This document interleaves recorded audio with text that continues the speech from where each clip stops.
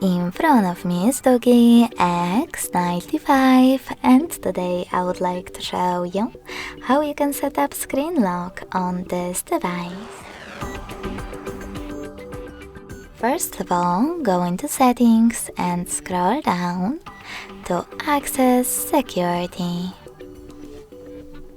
Now tap on Screen Lock and select the best login method for you, pattern, PIN or password. Now you need to create your login method and tap on Next at the bottom right corner. Then repeat it in order to confirm it and hit Confirm. Over here, click on the best option to answer the question how do you want the lock screen to display your notifications.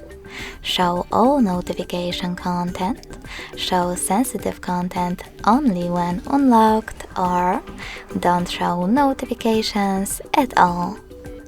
I will go with sensitive content only, so I have to click on this option and hit Done at the bottom right corner. As you can see now, when I switch off my screen, then turn it back on, pattern is required. Thanks so much for watching. If you enjoyed this video, smash that like button, comment and subscribe. Bye!